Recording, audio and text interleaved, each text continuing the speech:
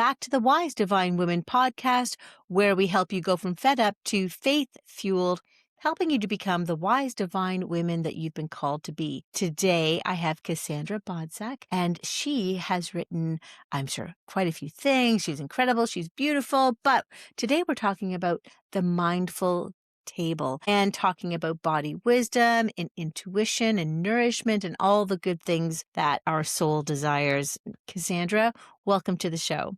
Thanks so much for having me. I'm so excited Thank to be you. here.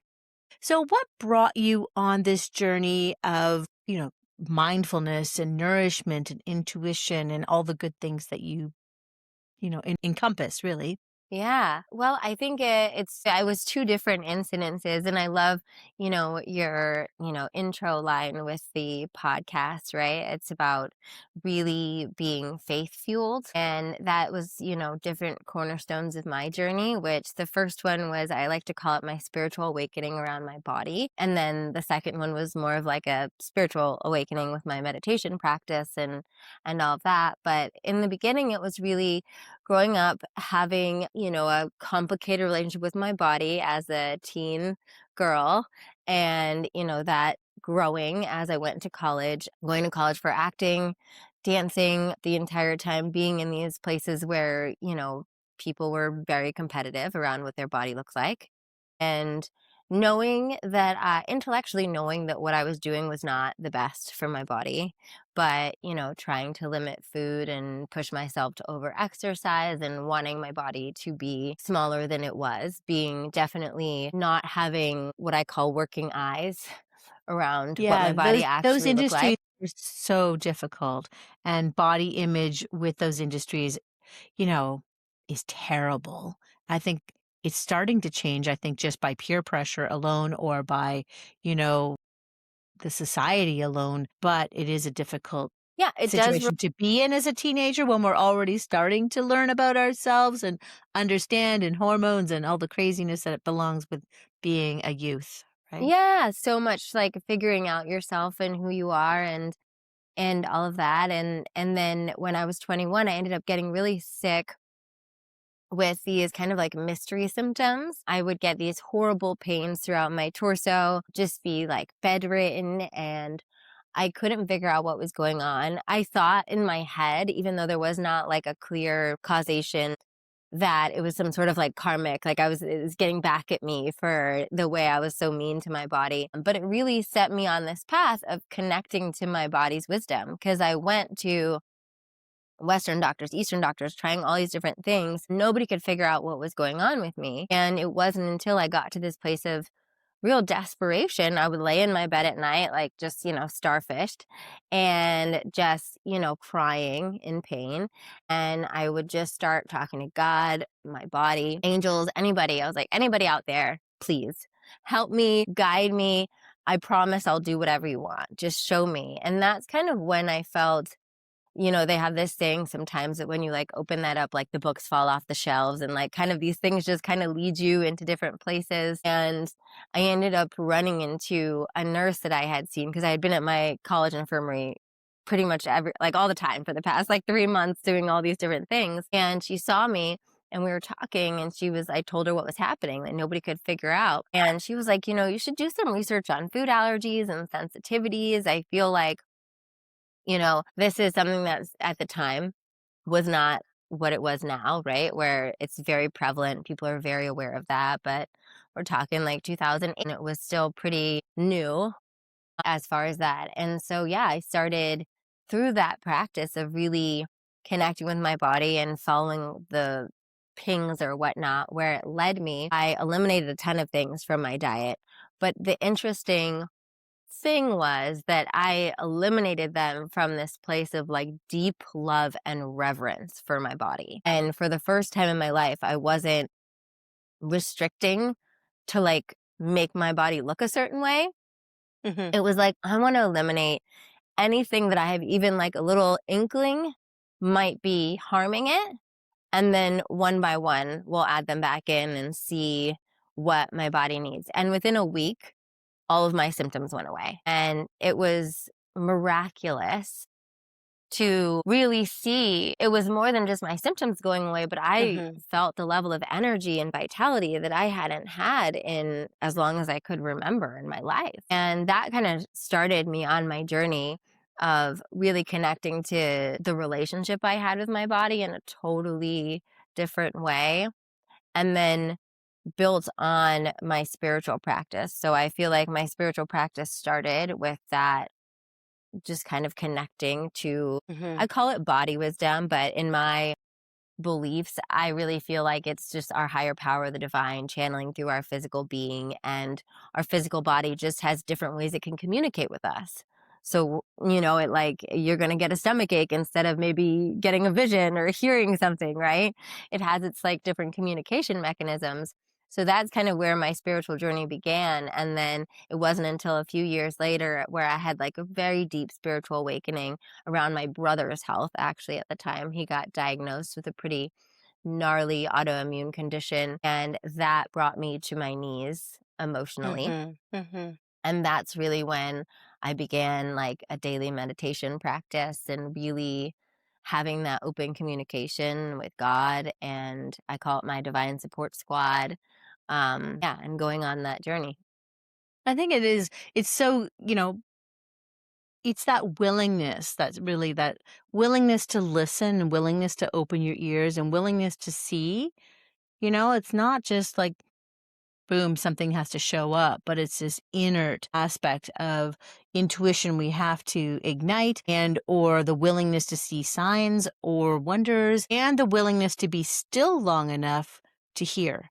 It's all encompassing when it comes to these spiritual awakenings and or building in our intuition within ourselves. And then again, it's these understandings and acceptance of what you may see in others that you shouldn't miss. Right? There are these things that you can connect, especially with family, that you sometimes may, okay, something's up. So you kind of explore those things. And having something devastating with a family member, certainly through my own experience, definitely changes the whole game. Like, definitely changes your whole perspective of everything. Yeah. Yeah. Absolutely. And it is, sometimes it takes. I often say the work I do now is to hopefully help women so that they don't have to have either dramatic circumstances Yeah. wake them up to doing that. But I think sometimes we do need to reach our own, you know, Pinnacle. yeah, pinnacle, surrender Yeah. moment of Yeah. sorts, right? Where we're really just that willingness becomes so open and so available because we've kind of reached this point where we realize our like little like human puppeteering can only go so far, right? So, what is your work? What have you found yourself, really filling your heart's desire? What does that look like? Yeah. So for me right now, it really looks like one, fulfilling my own, like doing my own creative dreams and fulfilling that because one of the things I coach women on, which has evolved over the years, I started off doing way more like body image and wellness coaching and with all the like holistic health certifications and things like that. But then it naturally always dove into these deeper conversations, right? Because I feel like once we get that, I call it the foundation for expansion in the mindful table. It's when we can get that foundation of wellness under us, right? With aligning with our bodies, like, best nourishment and movement and rest and taking care of it, then I feel like then that opens up our bigger creative purposes, right? And what we want to do in the world and how we want to be of service. So when I'm working with women now, it's a combination of that, of how do we create the foundation and the structure for them to truly be able to actualize their own creative expression. I love that. Yeah, it's so good. It's so good. It is this I think mine started with like the psychology of eating with and it was really this understanding of yeah, how emotions work, but also how they're manifesting as disease and you can't just apply therapy without connecting to the mind body aspect. So that's a continual every single day when you're walking with clients, you're walking with friends, and it's always these introspective aspects. Okay, so I know you're doing the do and you're eating the eat, and but what are you doing about your mental stress, or what's going on really, and what are you not digesting about life? So yeah, right? I love that. I absolutely that's my jive right there. So Well, I for feel sure. like along with that lines, it's like it all comes back to our own unique alignment. Mhm. Right? And so it's like exactly like you said, it's like so many people are checking all the right boxes, so to speak, right? And they're like, okay, I'm eating what is commonly recognized as a quote unquote like healthy diet. I'm checking my 3 to 5 exercise things a week. You know what I mean? Like I'm Yeah. doing these things, but then something's still off, right? And it's being able to, whether it's about what you're eating or whether it's about the work you're doing in the world or whether it's about where you're going to live or your husband or what your partner, right? It's Yeah. all about like having that relationship with your intuition so you can tune into what's really aligned for you. Mhm. Mhm. Because Mhm. especially like I say, one of this was, I don't know if you've had a book, but they pick these like random quotes that they don't tell you about to kind of like pop out. And one of the random quotes that they picked was like, you can eat a kale salad from a place of love, or you can eat a kale salad from a place of hate or whatever. And, that is, it's funny because I don't know if I would have thought to pop that quote out, but that's the truth, right? It's like, as someone who's had firsthand experience, if you looked at what I was eating at a certain point, you would have thought I was the picture of health, Yeah. right? But it was Yeah. from a deeply unhealthy place that I Mhm. was quote unquote eating all these healthy things. Yeah. And so I think that's often the conversation becomes alignment, and even when I think as women we're feeling burnt out and exhausted and all these things come up, yes, there's tons of and things that we can do to help it on some level, but if it's coming from like a deeper misalignment somewhere in your world, that's only going to be like a band-aid. Yeah. I'll have to remember that next time. My little thing I say often is not as eloquent, so it's more like I don't care how much organic food you eat. It doesn't matter. It's how you're coming to the table. So it's just it does, but it doesn't. Yeah. Right? So No, I yeah, agree. I get It totally. Yeah, like it's great. Please eat all the organic things, eat the healthy things, get all the nutrients, but like do it from a place of self-love, because if you're doing it from a place of you're eating from a place of stress, anxiety, wanting to fill a God-sized hole that food can't fix for you. yeah. Yeah. Yeah. So tell me about your book. Like, what brought you to bring this book? I mean, I know you're probably repeating the same thing all the time to every single person that you touch, but like the mindful table, Yeah. correct? Yeah. Beautiful. I love Okay. it. Yeah. Here, I'll share. I have a little one right now. That's so beautiful. Thanks. So I wanted to, my first book ever, this is my fourth book. My first book ever was Eat with Intention. And that was kind of written right on the cusp of really, after those two spiritual awakenings. And I had started my holistic health career and like, was working with clients all the time. And then my next two books were more meditation and spiritual oriented.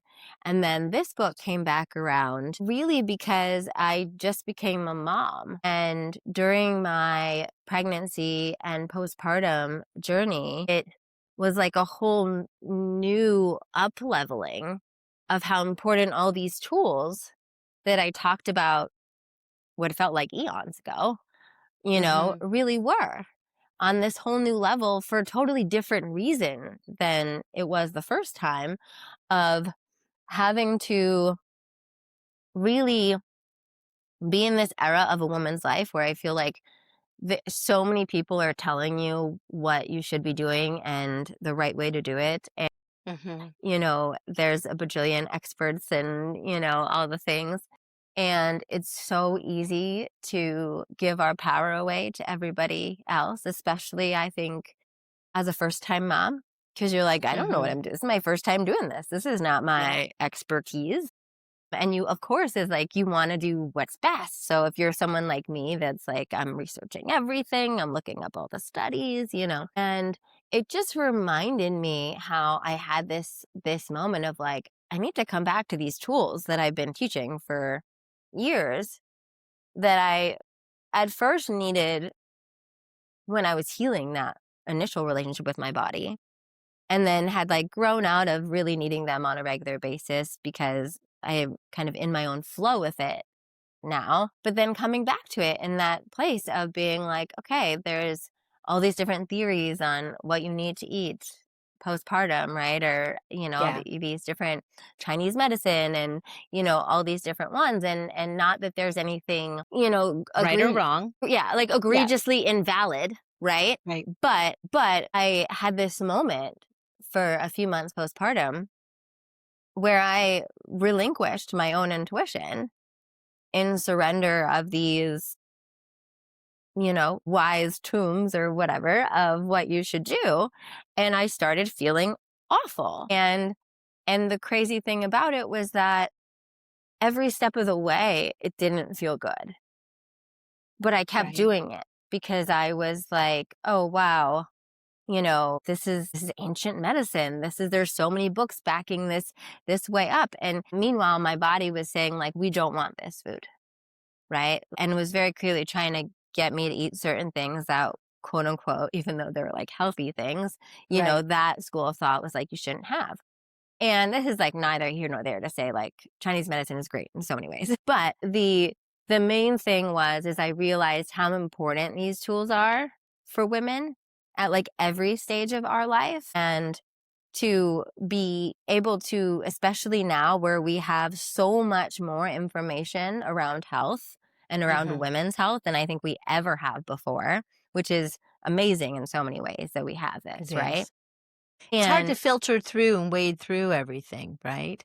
That's why I created the podcast, because it was just like, okay, let's really just talk to the people and wade our way through the information and try and find things that resonate for women. So, well, yeah. that's exactly what it is, right? It's being able to, I always say like take it all in and then run it through your own discernment, right? And then run it Hmm. through your own intuition and say, okay, so I'm reading this, this, and this. But when I run it through when I bring it to my meditation, when I check in with my body, what feels good Right. and what feels good in this moment, right? Because especially as women, we're always changing, right? And the different seasons, the literal seasons of the planet versus the seasons of our life, when we go through periods of having more stress, having Hmm. less stress, our own cycles, right? Where we are at hormonally, Right.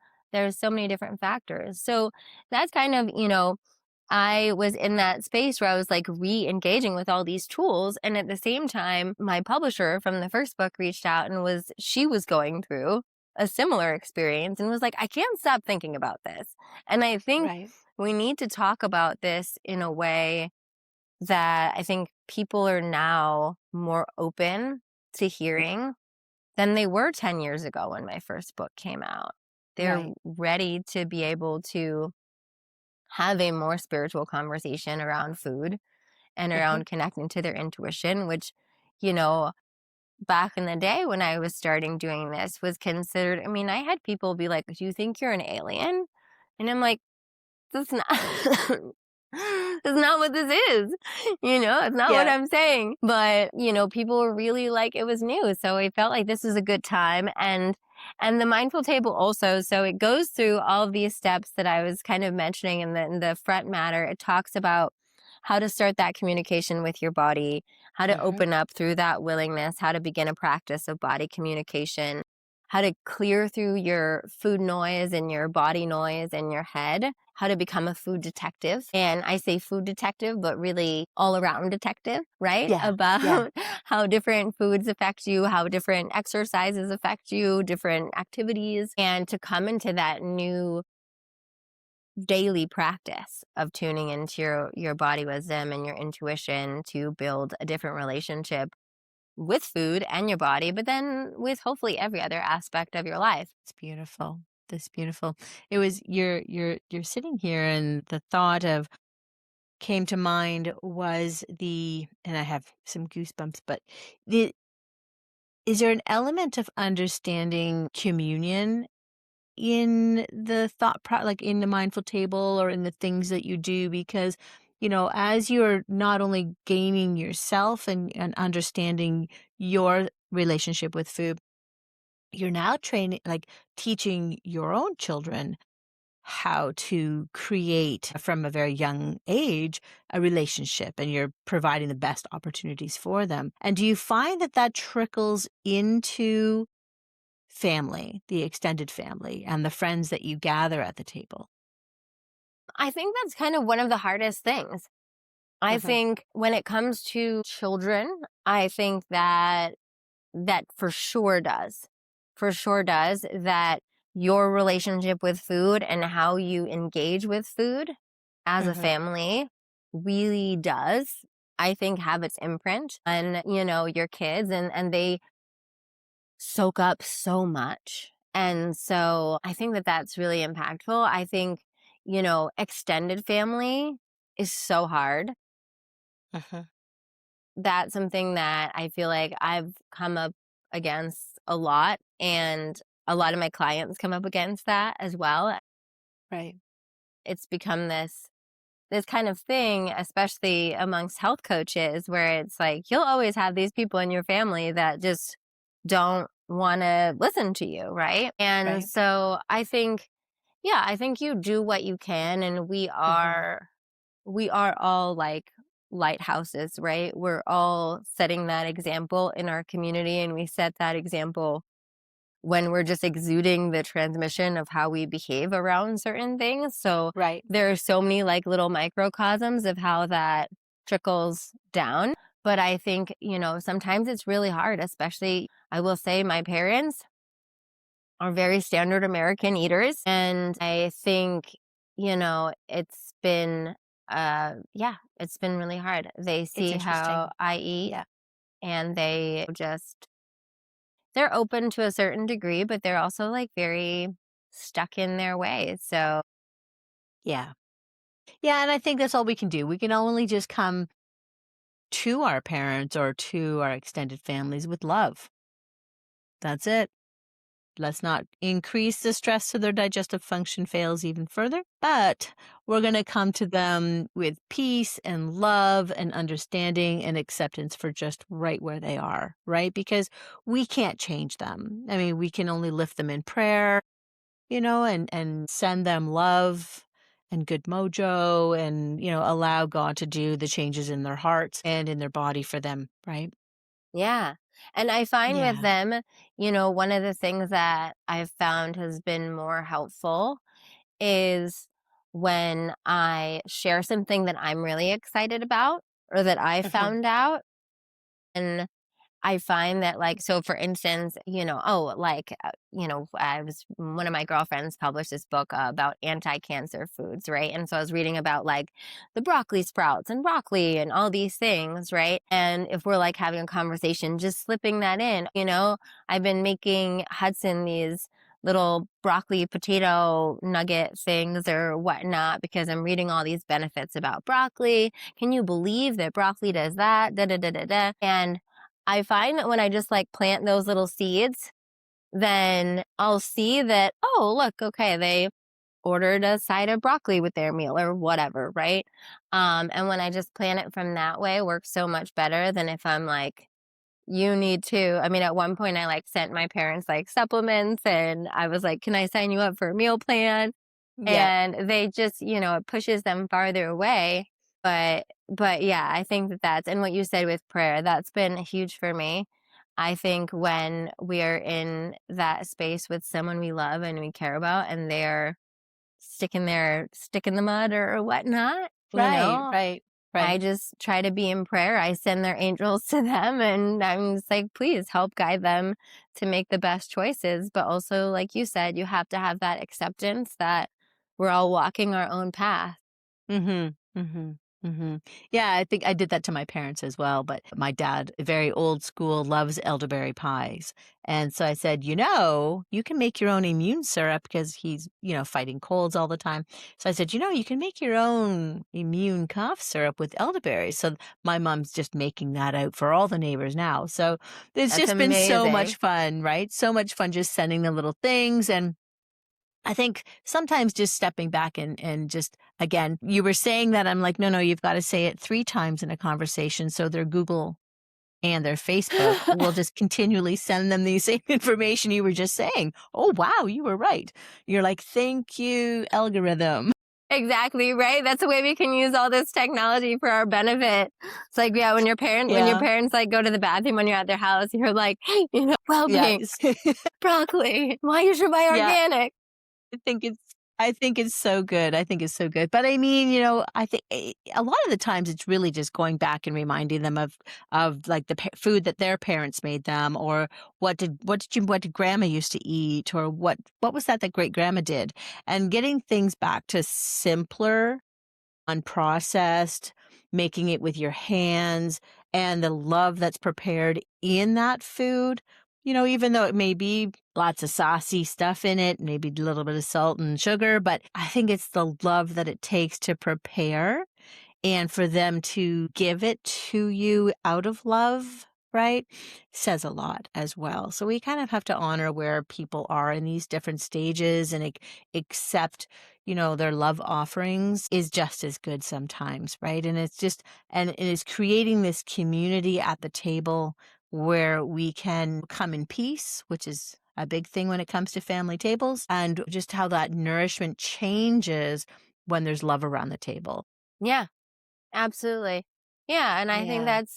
that is a big thing, and I found that, when my parents are over, it's like, yeah, I try to make things that kind of meet us in the middle, right? Right. That and like, okay, they're like lasagna people, and that's not really something that I would eat by myself, but like I can make a really like good, with like really good ingredients, right? Right, right. And then they love it, and then I feel a little bit better about them eating, it's all about that, but it's like that energy. I also feel that like, I was very close with my grandma, and my grandma passed away a couple years ago, and she had these like 2 cookies that she always made during Christmas time, and then she had a pumpkin pie that she would make during Thanksgiving, and they're not healthy, like quote unquote healthy, right? They're the best. They're not They're the healthy. Yeah, best. they're not healthy at all, but they're great. And I swear, I'm like, I will make them. I make them for every holiday. And I have even, it was funny, because I'm known in my family for like healthifying everything, like, right? And those are, I won't healthify them. I don't healthify them because I literally like still feel her love when I make those recipes now. Absolutely. And I'm like, I know that like whatever sugar, butter, flour, whatever, my body can handle that, and for that occasion. And like you were saying, like you can still feel that infusion of love, and that itself is its own like special nourishment. Yeah, no, exactly. It's the same, like, stress really does create the catalyst in a lot of these things because, you pull yourself out of life and go on holidays for a week, you're eating the smorgasbord, like you don't even dare, eat that at home, and you will not have those reactions, No. right? So it is that stress that we really got to grab by the horn and take care of, or teach our body to metabolize the stress better so it doesn't respond, right? Yeah, Yeah, absolutely. Well, it's yeah. So also what you were saying before with like, how you're digesting your food is also correlated usually to how you're digesting things in your life.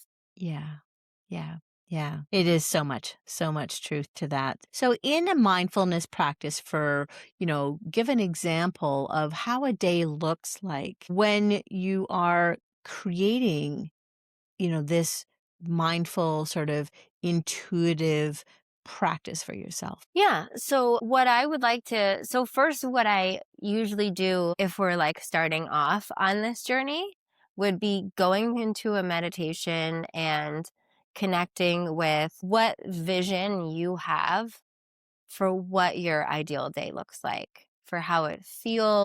I find that oftentimes when we're in meditation, and especially if we're newer to that, if we have someone kind of hold us through it or we listen to a guided practice, right? And we envision ourselves, the version of ourselves that is radiant and healthy and happy, content throughout her day, right? And then we pull back and we say, okay, how are they eating? What foods do I notice that she has? What morning rituals do I notice she has?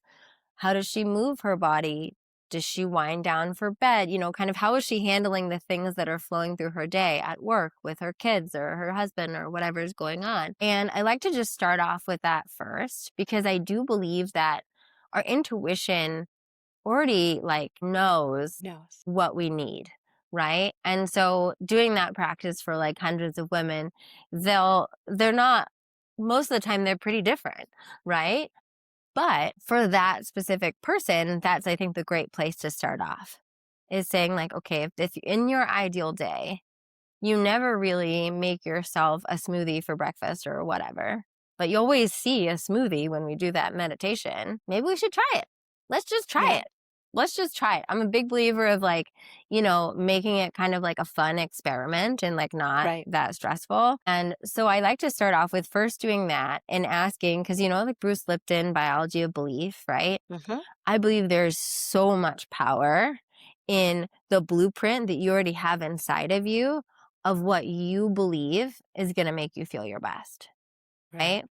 And so kicking off from there, and then we can always tweak and move and experiment and stuff, and getting some of those practices in place and getting those kind of experimental meal plans and movements Mm-hmm. and jumping into something for a week. And depending on the person's relationship and anxiety around food and food noise and stuff, if someone is in a very anxious place around food because they're coming from a pattern of disordered eating or just Right. stress, I like to have them do it the night before, after they've eaten a full dinner, and just tune in for the next day and see what they think would feel good to Mm-hmm. have for their breakfast, lunch, and dinner and snack, or if they have a snack or whatever at some Right. point throughout the day.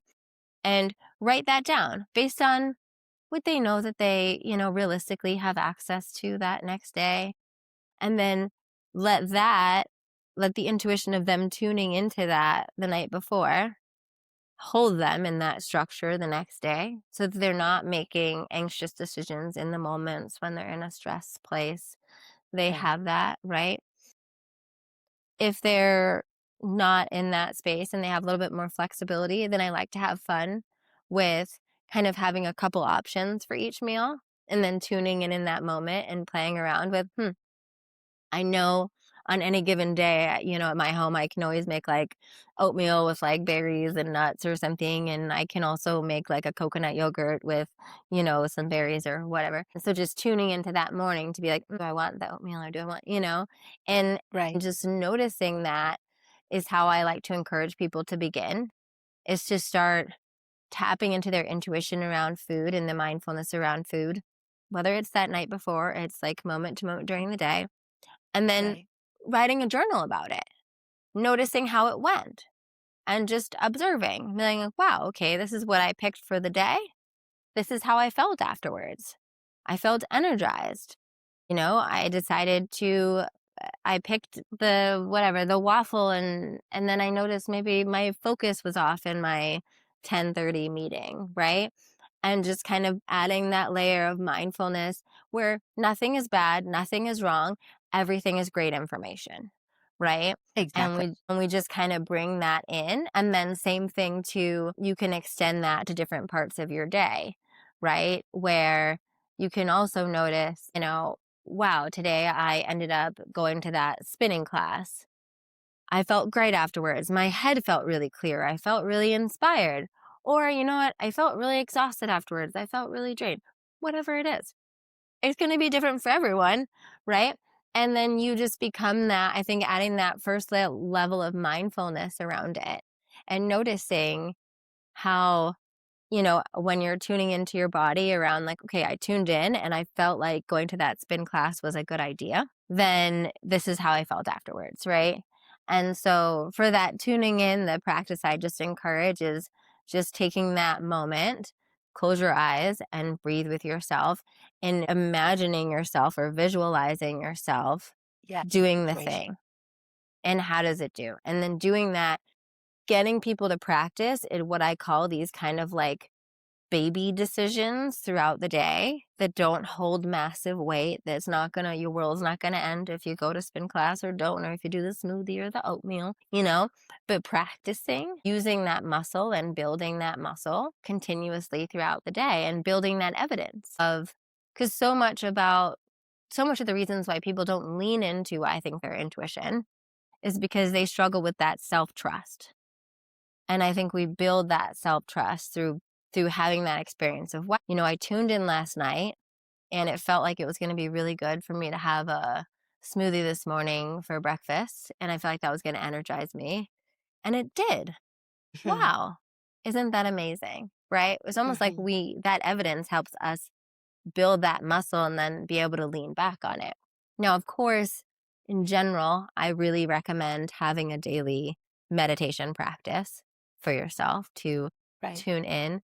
But when it comes to mindfulness in general, I think the combo of having those little micro decision tune ins and then also journaling about it, so you're picking up all of that information, is helpful. Yeah, it's so important. As you were saying that, I was like, in a lot of the sort of heavier sort of Christian faith, or any Christian faith, right? There's this always worry of following what's inside and not following God. And I think we still have to be still to listen to God and know that Holy Spirit is within. And it's that coming to that revelation for each woman individually from faith, from a Christian faith, can really help and even boundaries and all those different things and spiritual warfare are all big things that do occur. But it is the stillness and the confidence that we build within that stems from our relationship with God that helps us in building this intuition and having this peace and having these revelations, right? And so I just wanted to sort of just like step aside in that, yeah, it's okay to follow your gut. Yeah. You are connected, and it's okay to follow your intuition and believe in that intuition because you have a connected relationship. So I just kind of wanted to. Sometimes Yeah. it sounds woo woo, and it's really not, It's really because not. it's not at all. Yeah. And all of it is connected to God, right? Yeah. And Yeah. so all of it is, it's funny because I'm like the opposite. I'm used to having to make it a little bit more general for my things. But when I was quitting sugar a while ago, because I had a very like compulsive relationship with sugar. Oh my God. It was all prayer. It was all prayer. The only thing that helped me was literally, I would just say a prayer. God, I'm so tempted right now to get X, Y, and Z at the coffee shop, and please give me strength. And so I think it's, whether you want to work with God, Jesus, or Holy Spirit, right? I say Jesus is the divine physician, right? Like bringing them into your practice, right? It can even be that, like, maybe for you, instead of just what I would just call, like, what I call tuning in, right? It could be as simple as just a prayer. God, show me what is in my highest good to eat tomorrow. Yeah. God, show me. And I think what happens is, especially, I'm baptized Catholic, the whole thing. I think what happens often as someone that has been a Catholic my whole life, is that sometimes I think we can think that these like smaller things are not important, not big enough to pray about, or not important enough to ask. Uh-huh. And I don't believe that's the case, right? I don't think that there's anything that God doesn't want to help us with if we have Right. the willingness and the desire in our heart to ask. I think God wants to show us the way. Jesus wants to help us. Yeah. And so I think that sometimes that can be a block of being like, am I really going to ask God if I should have coconut yogurt or oatmeal? And It it may seem silly, but no, you're supposed to, right? Because yeah, you're building your confidence within yourself and in understanding that. Sometimes, sure, the pendulum can swing a little far, but in both sides of the street, like you can have people who use pendulums or use, energy, which is fine, but it's kinda like, "No, you can eat the food, please, just be thankful for it." But the same can go for people as well. "No, he didn't give me permission," which kinda sometimes to me is like, yeah, yeah. I don't know about that, but Yeah. and it's okay. And I think in all these things, in health for me in this, 20-year journey of being in sort of the health field is that you have to have a connection to something higher than yourself. And it's a continual 24/7, right?